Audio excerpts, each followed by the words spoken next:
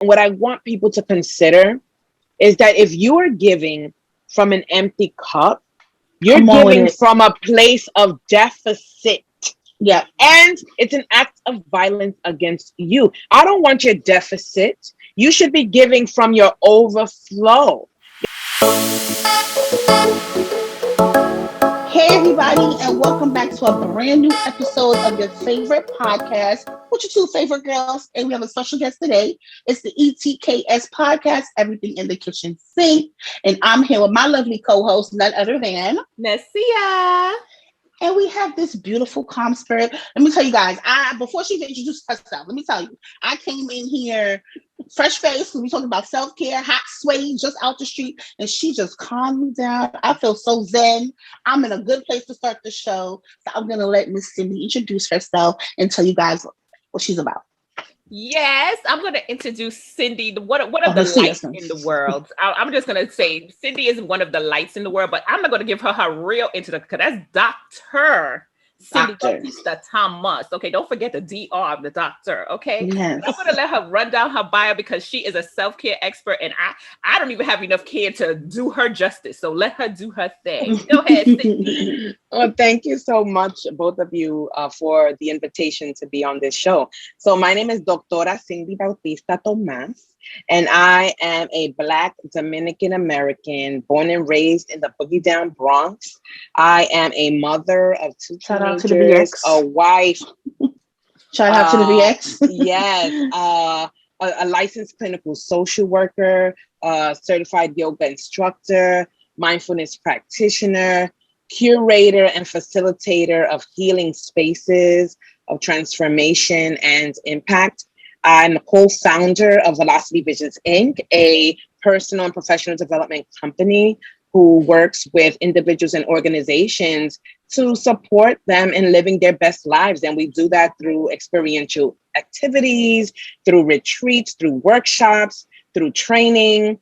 And we're really excited about offering some new packaging in the future. We are mostly known for having curated a lot of spaces where we supported people in creating vision boards and envisioning their futures and really being intentional about how they live their lives. I also am an author, just finished creating a textbook on school social work and working on a young adult novel. Oh. Wow.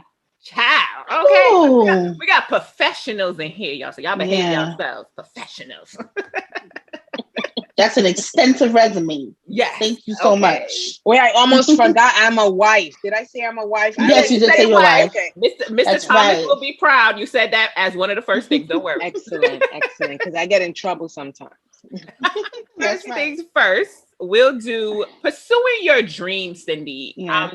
That's one of the things, I feel like that's a part Tasha and I were talking about self-care, and pursuing your dreams came up because I feel people, because they have issues with self-care, issues with self, that we're having trouble pursuing our dreams. How do we kind of start that? Because I know you have the vision board and workshops and so on. If I come into your vision board workshop and I don't know what to do. I don't want to put nothing on the box. I mean, what do you think? What should we do when we want to pursue the dreams? Well, that's an excellent question because some people come to our vision board workshops and think that they're just going to come and do an art project, a cut and paste art project. And that is not what it is.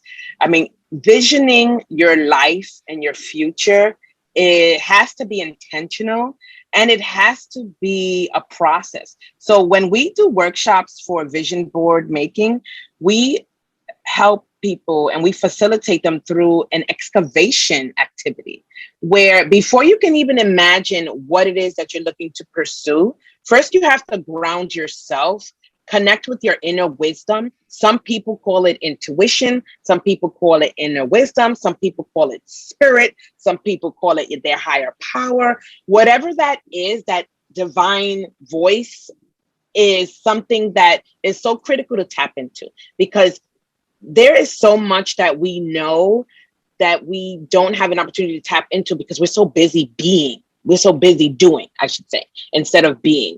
And so before you can even consider pursuing your goals, you assess where you are at in your life. right? Like, what are the things that you've been able to achieve? Where are the areas that you're looking to improve on? What are the patterns and behaviors that have supported your trajectory in moving forward? And what are those patterns, limiting beliefs, those negative self-talk that gets in the way of you making choices that could literally change your life, right? So it's identifying those things, not shaming yourself for it, but being able to articulate them and to identify what they are, right? And then claiming, okay, this is what it is. This is what's caused me to have some challenges. And then being able to reframe those situations, people, places, and things, right? Because there are people sometimes in our lives that we allow to get in the way, I should say, right? And then the next step is having the courage to dream, the courage to decide, like, there's this vision and idea. Velocity Visions was a vision and idea. And guess what? Ladies, I was scared to death. Always been very shy. I was never the one that would raise their hand in class. So people that meet me now, they're like, who the hell are you? Because this is not not you, Cindy. Okay. Yeah. So and it's about assessing who are the people that you have in your space. Who do you spend the most time with? We have so many different episodes on the podcast. They're about 15 minutes or less, where we talk about the components that we've actually used in our training, which is really assessing and doing an analysis of who are you spending the most time with, because chances are that those folks are either positively influencing you and your goals, or negatively influencing you and your goals, right? And no wrong or right? We're in different, people serve a purpose in our lives for different time frames. But the people who you keep in your circle, I can't even share how essential that is. And just doing an exercise like that, right? We also do an exercise where you assess, what are you doing with your time? How are you spending your time every day? Like, what are you doing? What are you putting your energy in every day? And what percentage of time are you placing in those things? And then when you look at it, is that really how you want your life to live? Like, if you were told you were going to die, the next week, that you had a month to live, would you live your life in that same way? And we've had workshops where literally people have come up to us and said, I have stage 4 colon cancer, and my doctor literally just told me that I have a month to live. And so it's making an assessment, having time to reflect on yourself and your life, and then finding your tribe that's gonna support you in that goal setting, because nobody does life alone. Nobody. True. Something you said resonated with me when we first started talking about your workshops, and it was, you said excavation, right? To excavate, and that means to dig deep. So many times when we're looking at the future, we're tunnel vision, and we're only trying to grasp to go ahead. But to think about stepping back and to digging deep and looking within yourself, and to really assess, like you're saying, your situation and what it is that you want to work for, is such an important step that I think even myself, like, I'm guilty of it, because I'm so tunnel vision of getting to the next step that I'm not looking at where I am and how I can use what I'm doing now to propel me further. Amen. Absolutely. Yeah. Absolutely. I mean, digging deep it's the shadow work. Another way of saying it is the shadow work. Where that's the scary stuff. Yeah, and people don't want to do the shadow work, but and people, I get a lot of DMs and a lot of emails, and they're like, "Oh, I'm so inspired by you and your journey. How did you get there?" I'm like, by ugly booger tears in a closet doing my shadow work, right? So, and there's the good stuff, right? So it's definitely, I'm glad that you pointed that out, because another word for that is the shadow work. Yes. Yeah. And what about our next question is about self-care at work? Because especially, now, after COVID, you have so much issues. You have people now that don't want to go back to work, or don't want to go back to work, not working. Go back to work. They don't want to go back in the building. Yeah, that's what I'm saying. They don't want to go back to work. They want to go back to, that's what I meant to say. They don't want to go back in the building. And some people don't want to go back to work either, because they're having a shortage of employment, because they've actually lived a decent life on unemployment. They've made more on unemployment than they did. What's the sense of going back to work? So just self-care in general in the workplace, dealing with work when work is stressful. How do we do that and coexist, you know, and make sure that we're okay. Because we're at work all the time, you know? Absolutely. I mean, that's a great question, Nasia, because, you know, one of the ways of looking at the way people move in the world in their workspaces is thinking about how do you create your own sanctuary within your workspace, right? So, for example, you know, when you're setting up for the day, how do you ground yourself?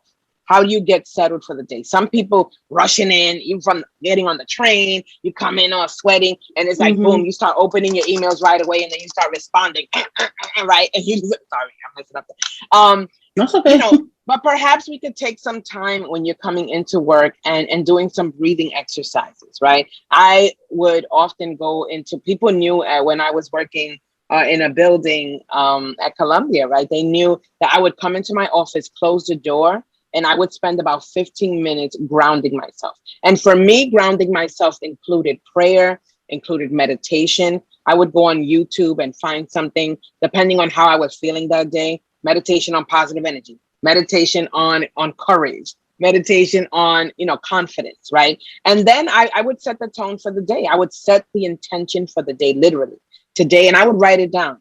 I use affirmations in my daily spiritual practice. And affirmations are words that you say to yourself that evoke positive feelings and emotions. And there's science to support that when you say affirmations to yourself every day, maybe several times a day, it literally shifts the way that you think. Like there's a lot of research around that neuro-linguistic programming, there's a lot of research around that. And so I would set my affirmations for the day. And sometimes if there was one affirmation that I wanted to keep in my mind for the day, I would put it on a Post-it note and put it on my screen, right?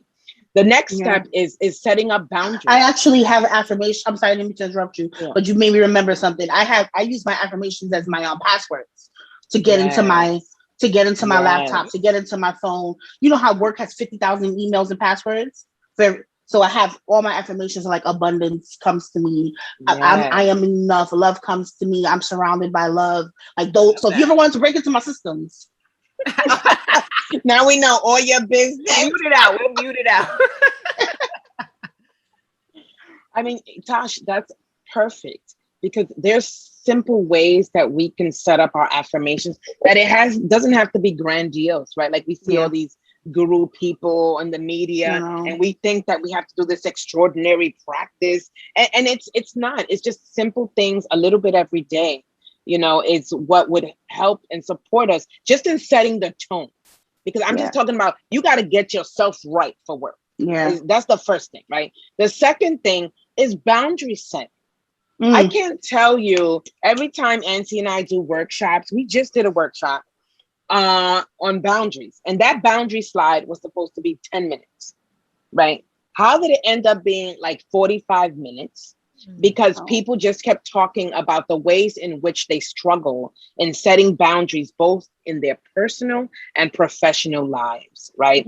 Thinking about, you know, a lot of us, particularly folks of color, we get to figure out and imagine how we show up in the workspace, but also we get to identify those structural racist issues that are going on in our workspaces. And we get to determine how we're going to be in relationship with those things, right? So let's, you know, I can't talk about workspaces without talking about institutional racism and oppression and structural racism and oppression, because that's very much part of many workspaces, right? So thinking about how are you in relationship with those things, and then how have you set up boundaries, or how can folks support you in setting up boundaries? Because oftentimes people will come to you to give you work to do, or you know that's not your job, but you're like, okay, I'll do it. Yeah. But then you get home and you cursing your children out because you're overworked, you didn't set boundaries, and now you have people literally stepping all over you, right? And I want to acknowledge how difficult it is to set boundaries in particular settings. And it's possible because people will treat you how you allow to be treated. Ooh, right? That's a word. Definitely at work. That's definitely a word. Yeah, so true. And I think that's the reason why a lot of people don't want to go back into the building, is because here it's been 16 months, 17 months. We haven't had to deal with the institutional stuff because you're at home in the sanctuary of your own home, being productive, just doing your job without having someone say, you changed your hair? Yeah. The hair is different. Is it real? Are those your real nails? Y'all know what I mean. Mm. You better talk about it. Okay, so that added stuff along with your job. If your job is already stressful, so now you're at home in your bathrobe and your perm rods doing whatever you want to do. Who wants to go back to the building? Yeah, absolutely not. That's why people are like, they're not going back. They told No. HR they're not going back. But also there were ways of engaging that took place pre-COVID, right? That were toxic. Yes. And so people developed ways of being and connecting that were positive, that were nurturing and supportive in their own homes. And so now to go back to whatever was is triggering for many folks, right? So let's talk about that. Like, how are people addressing that? I was just contacted by a college who wants me and Nancy to come in to talk to the faculty on the trauma. That's what they called it. The trauma of going back to work. They called it that. I didn't. Right? The trauma of going back to work, where they want us to facilitate a workshop around that.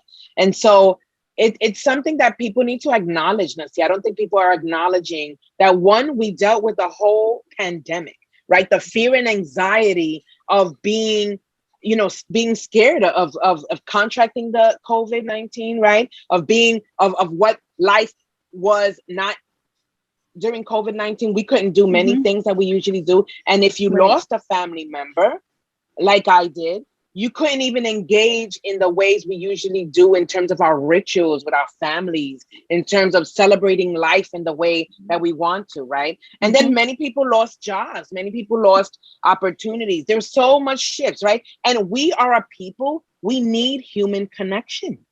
Yeah. So many of us were isolated, right? And so we developed different ways of connecting, hopefully. So the idea of going back to work, thinking, and then they're talking about a new strand, and then there's anxiety around whether I take the vaccine or not, right? And some jobs are not giving you the choice. So there's a lot to consider, and there's also opportunities. There's opportunities to create new ways of being in the workspace. What about self-care guilt? Like, is that a thing? Like, when you feel guilty for taking time out for yourself? Absolutely, Tosh, that's a thing. And in fact, when I talk to folks about self-care, it's the moms that say, but my daughter needs this or my kids need that. And then if I do that, then I'm being selfish. And you know what I say to that? I mean, I don't know about y'all. I grew up in a Caribbean household, Dominican mother, where if you sat on the couch for more than 10 minutes, she had something for you to do. She better find something to do, right? And so we didn't even know what self-care was, right? We know what rest was. My father showed us, because he took his one day off a week, and she would argue with him about that. And so we didn't learn how to care for ourselves, right? But moms and caregivers and just folks that aren't even moms, that idea that maybe you're caring for other people and that you feel that if I step out to take a walk, right? If self-care looks like so many different things. It looks like boundary setting. It looks like taking a walk. It looks like maybe getting your nails done, a massage, right? It looks like watching Netflix, right? Watching some shows. And the idea, and what I want people to consider, is that if you are giving from an empty cup, you're giving from a place of deficit. Yeah. And it's an act of violence against you. I don't want your deficit. You should be giving from your overflow.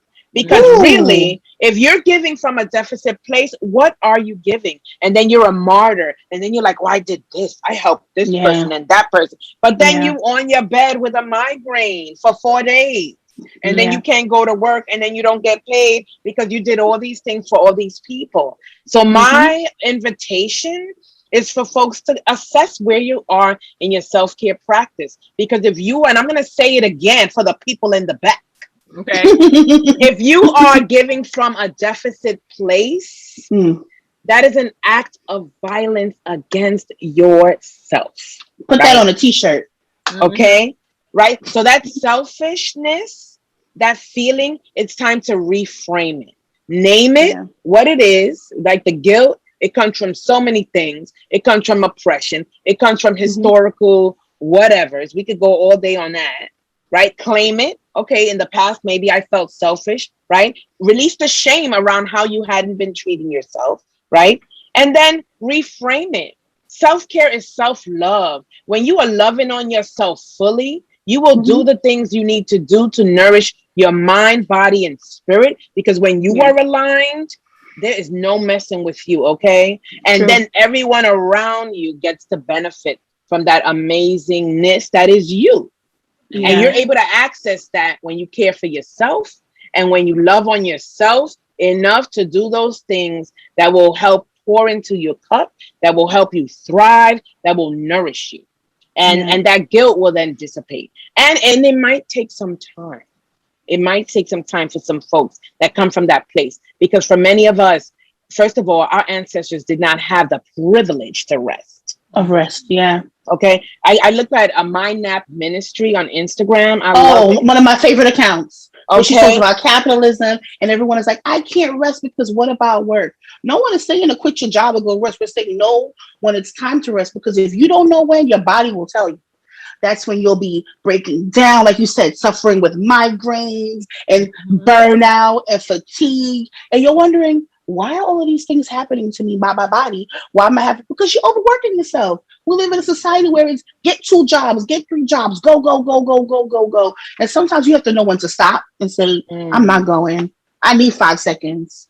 I don't have self-care guilt. Nasia will tell you. I tell people all the time. I do not have self-care guilt.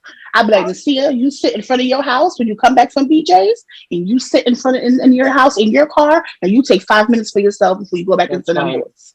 Yeah, but it's because if you're not operating at your best self, like you said, you're pouring from an empty cup. You're agitated. Every little thing that the kids do is bothering you because you're stressed. Listen, there was a time, and I speak from a place of experience.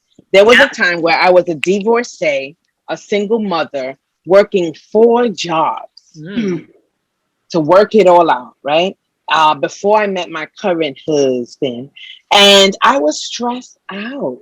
And it was during that time. That's how Velocity Visions, that's how Ancy and I started working together. We were both divorcees trying to figure life out and realized we can't do this alone. We need self-care. We need to figure this out, right? And I was in that place where I was burned out. There was a time where I was a caregiver. My mother had Alzheimer's. I had the kids. I was in a PhD program, working full time, doing this, volunteering, right? Where I realized I had to take that time for myself. And then I'm able to be 100% Cindy, authentically Cindy, when I do that.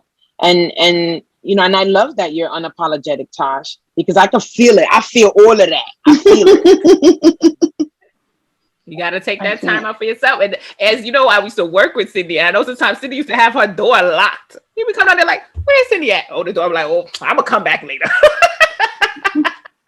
Listen, especially when we come from these capitalistic spaces where people don't take a lunch. First of all, they don't pay you for your lunch. So it's like you're gifting them that hour. And then those people that lose vacation time, I wanna like have these private dialogues with folks. You lose vacation time? Oh no, honey. Take your vacation. I lost it during the COVID. I'm just working at home. Oh, hell no. I was like, oh my God, wait a minute, my vacation. No, my husband was he was like, Cindy, who calls out sick while you remote working? Because I called out sick one time because I was like, I don't want to look at not another email today. I called out sick. He was like, you got the damn nerve. I said, well, we got sick time. Okay. Period. But let's have a question though, too, going into that self-care. Because we say it, but what the details of it? Is it something an individual that anything I need to do? Because is there me time versus self-care, or self-care and me time are the same time? It's all related, right? So you get to figure out what is it that you need to fill your body, mind, and spirit, right? So self-care is going to look differently to you than it looks to Tosh, and differently to me. Like self-care to me is I got these books I've been trying to read for like the last 2 years. And I'm just like, you know what? I decide I'm going to dedicate 20 minutes before I go to bed to read these books, right? And really it's assessing like, what are the things that make you feel alive? Yeah. And it could be sitting, literally doing nothing. Like so many of us need to practice that. That's what I realized this summer. What this summer did to me is set my butt down. Okay. Where I realized I just finished my doctorate in January, and I had been running, doing that, doing this, caring for my mom, da, da, da. And then the universe said, I got COVID. My husband got COVID. My son got COVID. My mother got COVID. So that calmed it all down.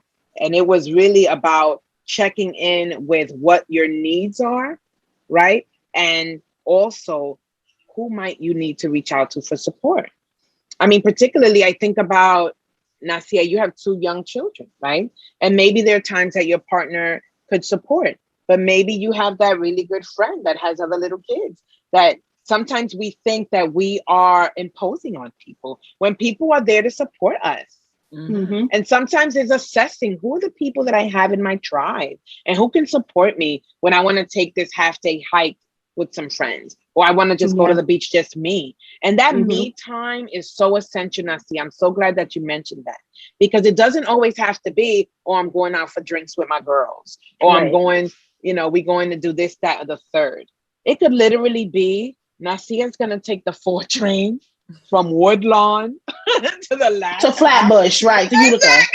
Yeah. And I know people that do that, and they sit there and they read a book because they just want that time to themselves. Yes. I mean, because then you have to give time for your inner wisdom to connect with you. And that is not going to happen when other people are around. So whether that's sitting in a park, sitting in the corner, I curated a corner in my closet, literally, where I sit there every day. Some days I can only do 3 minutes. Right. Other days, maybe I could do 20, right? So it's really thinking about what is it that you need, thinking about what does me time look like, and what's feasible for you, and who's around that can support you, and making sure that that happens. And then finding an accountability partner. Like Tasha, sounds like she checks you. Yes. She'll be like, Nasia. I try to, but Nasia is very stubborn. I try to.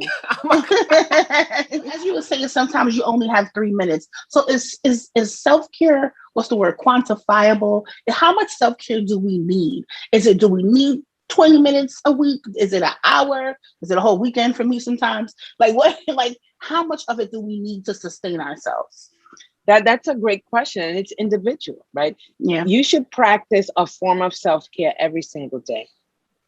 Even if it is the 3 minutes, even if it's listening to your jam in the shower and screaming out the lyrics. I do that. Yeah. Right. And so it really depends on certain people, because if you're a person that has a lot of responsibilities and a lot of tasks that you're responsible for, then your self-care game should be tight, whether it's in connection with other people or definitely time to yourself. Yeah. So it's because we say that, because I even go back to something that you said with the affirmations. Sometimes we just get off the boat and then you don't even remember, because I was doing my affirmations every day, and then I'm like, after a while, and maybe after a while it felt repetitive. I'm like, do I even believe these stuff? Like, how do we kind of fight that feeling to get off of this positive self-care boat? Because I'm like, oh, I'm going to write my to-do list and I'm going to put my meditation, and then in meditation, I think about 900 things that I got to do for the day. So, it's like, how do you stay disciplined in the self-care? That's one of my biggest problems. I'm like, yeah, and then it went left again. Well, it depends on who you are. So what I do is I have a weekly meeting with myself. Okay. And my weekly meetings, I literally plan out my week. And then I assess. I have this journal that I bought where it's so great, because every week you journal out, like, what did I do? How did it go? What are areas where I want to grow in for the next week, right? And that takes time, right? And also it's a way to hold myself accountable, right? And I have 3 accountability partners for 3 different areas of my life, right? And where we meet weekly for 15 to 20 minutes. It's like, these were my 3 goals for the week. And one of my accountability partners is self-care is one of my things, where she knows I do a million things. So she's like, tell me what you did every day for yourself. And I'm like, yeah. And there's some weeks where I'm like, I don't know, right? But I've been doing very well for the last month, right? And so it's setting up systems if you need them. So there's some, like I have an app on my phone, which where I have affirmations that are sent to me every single hour. Every hour. Every hour I look and my kids laugh at me because it'll say, I am powerful. And then when I see it, I say it out loud. They're like, oh, there she go with her affirmations. Right. And so you think of, because there's so many amazing apps. I know apps could be overwhelming, but I have an app that reminds me to drink water. Drinking water is a form of self-care. I have an app that reminds me, you know, of course, with the Apple Watch, it tells you when your butt didn't stand enough, when you didn't exercise enough. So I've been working on that. Yeah, exactly. With the breathing. And so, you know, think of systems of accountability that you can put in place. I know some people that set alarms. I was just going to say, before you even get into apps, like I have like on my phone, like I have reminders in my notes section. And I also have a self-care planner. I've been gifted Nasia a planner for her to journal in. Yes, she did. Okay. Because I'm, you know, trying to do the work and I'm trying to like help my sister do the work. And I have things like, did you read your Bible today? What your daily affirmations is, you know, daily. And I list them out in the reminder section. And sure, sometimes you may want to snooze it, but that's the negative self-talk, because that's the negative telling you, like Nasia was saying before, like what she said, how do you come back do I even believe those things? That's that imposter syndrome telling you that you don't deserve the things that you want. So as soon as you get that thought, you be like, you know what? Thank you, but no, I am enough.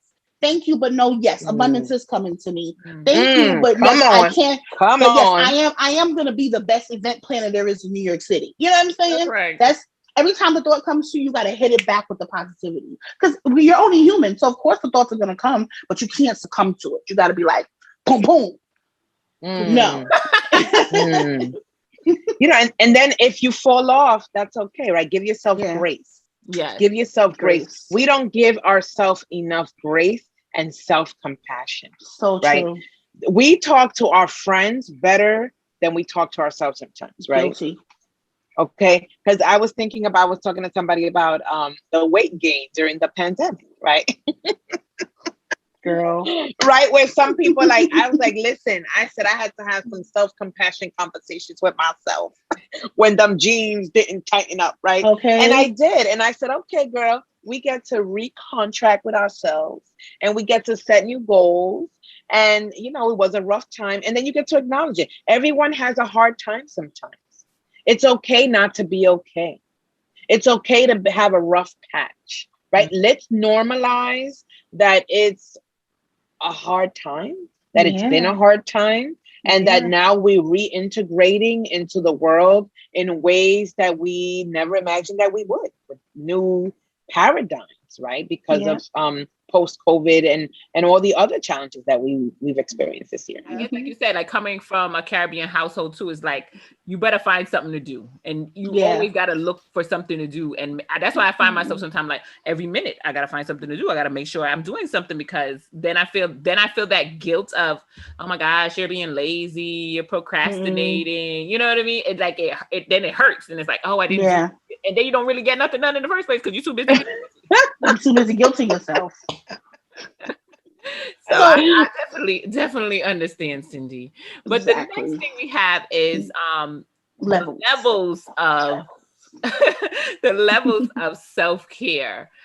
Is there a situation where put like this, you're an expert on self-care. Have you ever felt like I've reached a good point in self-care, or is one of those things like this is the work to the day you die? Like you see so many people, like I was watching TED Talks on self-care before, you know, the show and stuff. And I was like, these people seem like they got it together. Like, do they really got it together? Or is there a level to say, all right, I reached the next level of self-care. Now it's level 5. Now we're level 10. Well, what do you do with the levels? Right. I mean, self-care is ongoing. I think that what happens is that when it becomes just as important as drinking water, that's a whole other level of transcendence, right? And that's a whole nother level of engaging with life, because it's just as important as drinking water. If we didn't drink water, we would dehydrate and we would be sick, right? but we never say, oh, I'm never going to drink water. Although some people don't drink water, but we never say, I'm never going to eat food. I mean, if you never ate food, you would die. Right? And self-care needs to be normalized. Organizations, structural systems, corporations need to do a better job at normalizing it. And I know that there's many organizations that are now working on like meditation rooms and yoga rooms and having healthy snacks, right? And so I don't believe that there's levels per se. I think what happens is that as people self-actualize in their lives and become the best selves that they want to be, they get to recreate what self-care will need to be so that they can maintain the growth and they can continue to grow as individuals, right? So there's some people that engage in meditative practices that are like hours, 2 hours. Like, I don't think I could ever do that. I'm gonna get this certification, work out my meditation practices, 10, 15 minutes tops a day, because that's what I feel like I need.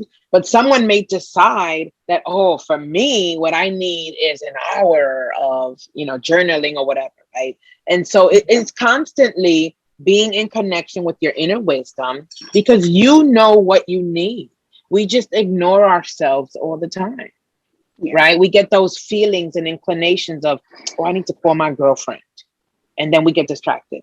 And then you find out your girlfriend is sick in the hospital. And you're like, oh, dang, I just got this feeling like to call her and I didn't call her, right? In that same way, our inner wisdom is talking to us about what are the things that we need to do for ourselves so that we can grow and be the best selves that we can possibly be, right? And so, there may not be levels to that, right? So for someone, it might, jogging might be like such a challenge, but that might be the self-care that they need. Or I'm like, I don't need to jog. I do not, I'm not aspiring to jog, and that's not on my list, right? And I think that my self-care game is just fine. Me too. I'm inspired to run marathons, so it's quite okay with me. Right. So one of the things when you say that, Nasia, what comes to mind is the ways in which sometimes people compare themselves to other people. Yeah. Right.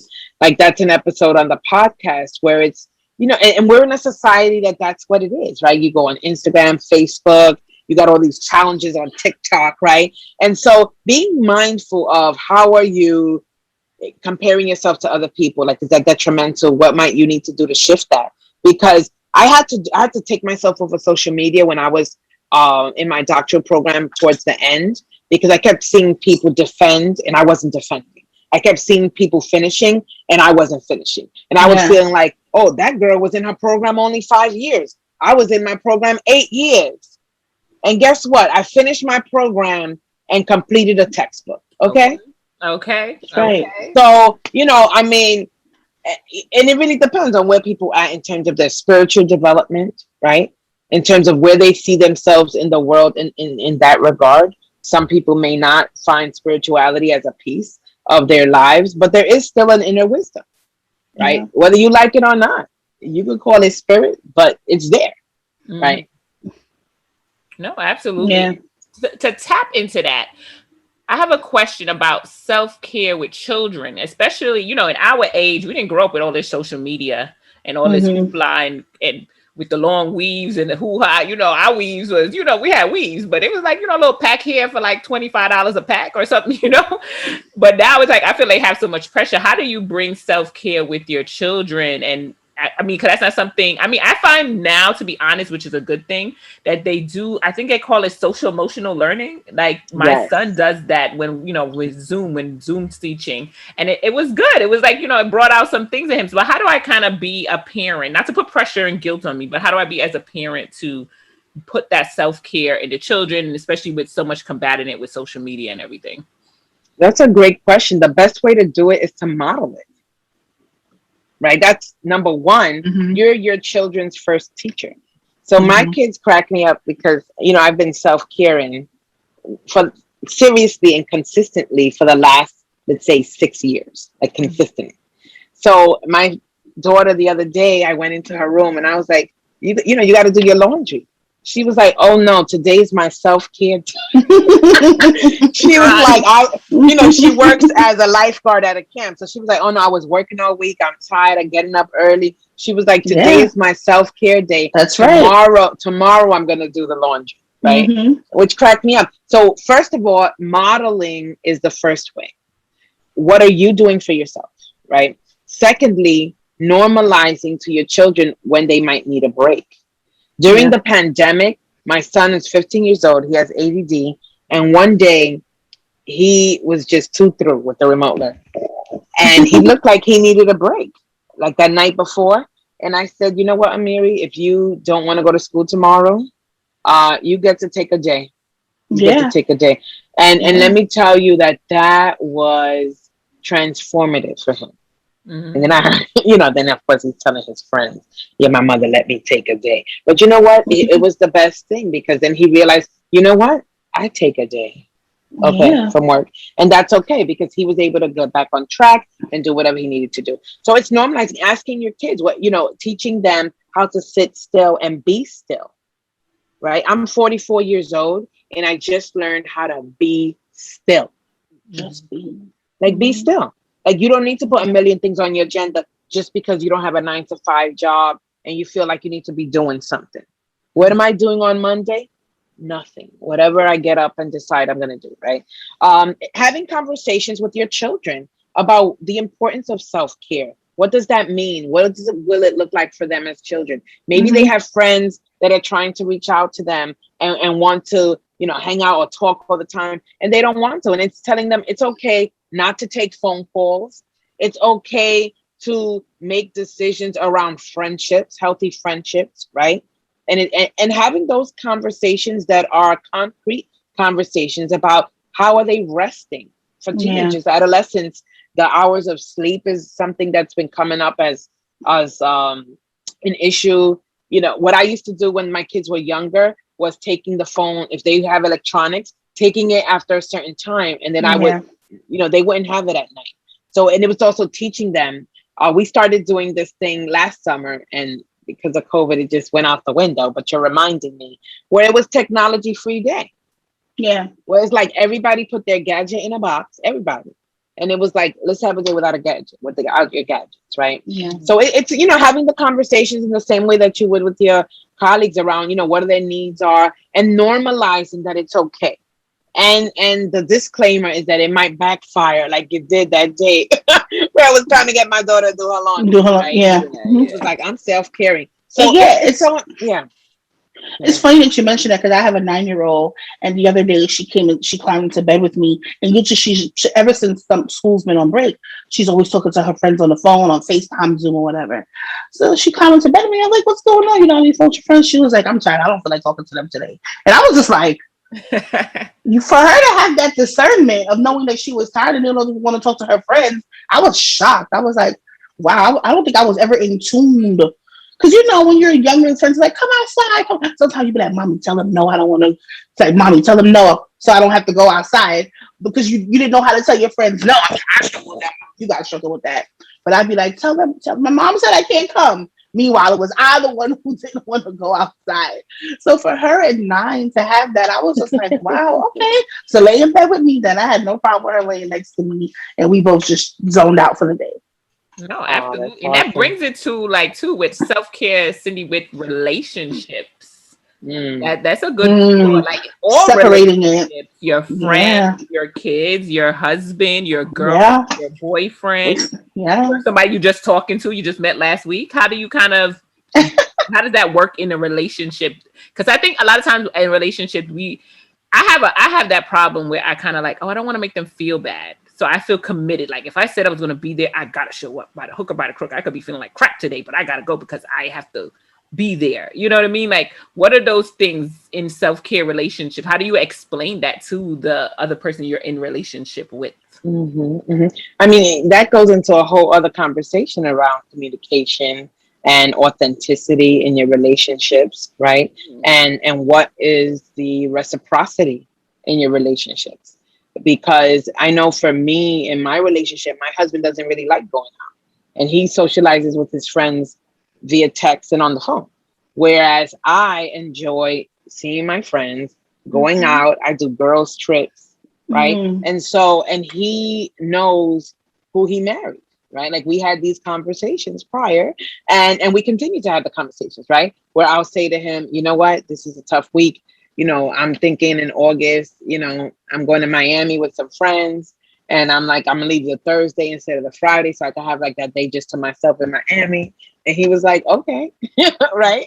But we're having these conversations, right? So it's, and I know his mother looks at me like, you going away again with your friend? My son, right? But she understands me now, right? Yeah, and I do have friendships and relationships, and I would say that this summer I was definitely in a season where when the phone rang, I didn't necessarily pick it up.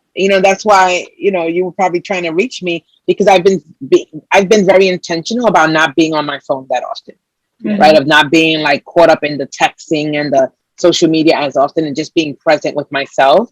And those friends who love you and care for you and are reciprocal friendships, they'll understand. They'll respect right? it. Yep. But you know what? This week, I'm just kind of laying low. I know that you were trying to text me, but I'm just needing time to myself, right? And it's articulating our needs, because if our partners, our friends, our folks are not aware of what it is that we need and we don't articulate it, then they might make their own assumptions, right? And so, I tell people, like someone had reached out to me and they were like, oh, you go off for the summer? Oh, we should schedule some lunch dates. And I said, well, actually, at this time, I'm not scheduling anything. I'm resting, right? And it was like, oh, okay, right? And they might, scoff at you for a moment. And what you'll realize is that when you live your authentic life, and this is like in general, you give other people permission to do the same.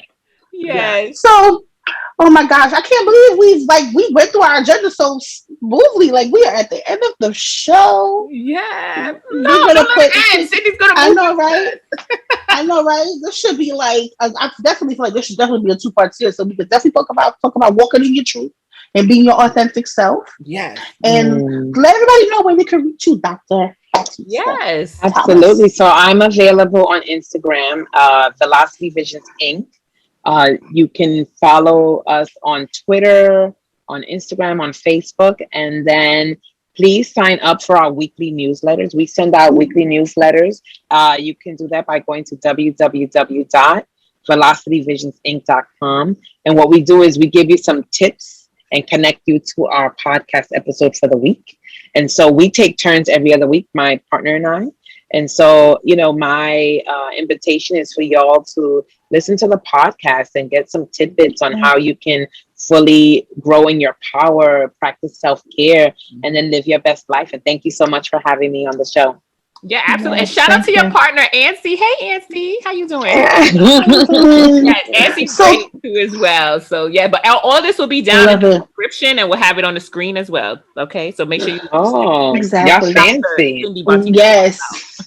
So if you're new here, thank you so much for joining the show. And if you made it this far, you have not subscribed yet, what are you waiting for? We are dope, okay? We're coming at you with the hot new content.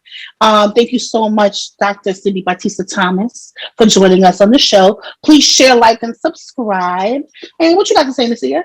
I just say thank you. Thank you again, Cindy. Of course, I can't thank you enough. Cindy's like one of those people that are like gems in your life. So I just love Cindy. No, I love her. I love me. So I'm so happy to have you on the show. And like I said, you gotta come back anytime. This is your home too. Yes. And check out her podcast, check out everything. And we're gonna wrap it up, Tosh. We gotta go, even though I don't want to go, but we gotta go. So we gotta go. So it's the same time, it's the same place, it's the same channel, and we are out. Thank you guys so much for joining. Bye. Bye.